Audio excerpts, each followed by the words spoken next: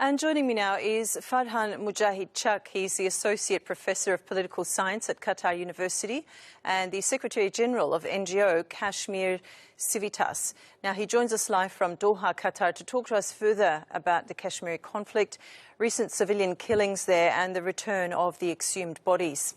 Good afternoon, Farhan. Thanks for joining the program. Thank you very much for having me. Now, Indian forces are continuing to kill Kashmiris in cold blood and have failed to resort to any peaceful discussions. Now, the recent incident in Srinagar is another shocking example here. Can you tell us about the latest developments regarding the case which has caused global outrage? Absolutely. So first and foremost, I want to kind of characterize what we have today in India is a vengeful, is a narcissistic, and a Hindutva fascist government that is masking its own serious insecurities with this bravado. And in particularly when it comes to Kashmir, there's a pathological type of attachment that they've had with the region for a long time. And with this fascist Islamophobic government, it's just accelerated and exacerbated the conflict in ways that no one could have predicted. As you had rightly mentioned before, is snatching of the bodies or refusing to return the bodies of the murdered Kashmiris. I want to make clear, too, that what's happened recently, India will frame the people that they've killed as terrorists or somehow supporting the resistance. But the people that they've killed now clearly had absolutely nothing to do with resistance forces. They were law-abiding civilians that, truth be told, had resigned to Indian oppression and hegemony, and still they were killed. And the circumstances around that are very murky. And originally they claimed there were 4 bodies, and no one has been able to see the 4th body. And they've returned 2 of the bodies. They haven't returned the 3rd body. And that too, they only returned the 2 bodies that were killed, Muhammad Butt and Dr. Mudassir Gill, after massive chaos and protests by the family, who, as you had also rightly mentioned, were also arrested. So you can imagine the type of despair that is the sentiment right now in Indian-occupied Kashmir. Absolutely. Now, the Indian government has said that it will ensure that there's no injustice, but given the track record, as you've also outlined to us as well, the track record of India's investigations regarding Kashmiris, will we see more innocent families being denied their rights and justice, which they rightfully deserve? Absolutely. We're going to see an acceleration of the violence that's targeting the civilian population.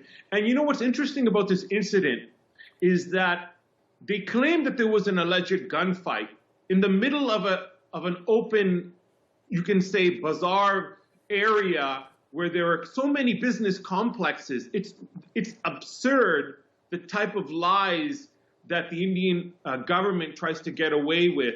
But nonetheless, some reports are suggesting that there were young children that were throwing stones at the occupying Indian forces that are constantly within every nook and cranny of Kashmir. So you can imagine young boys and girls growing up with these foreign soldiers who don't speak the language, who don't understand the culture, who don't know the locality.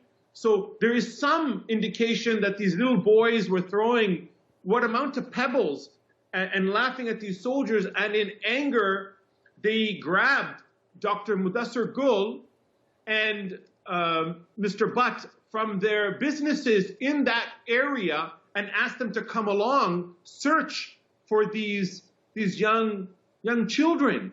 And then what happened afterward, according to Kashmiris, is that they were coldly murdered in cold blood to send a message to all Kashmiris. And you can imagine the type of frustration that so many of us feel. But I do want to add that we have filed a formal complaint with the UN Special Rapporteur on extrajudicial murder, and we're awaiting to hear back from them.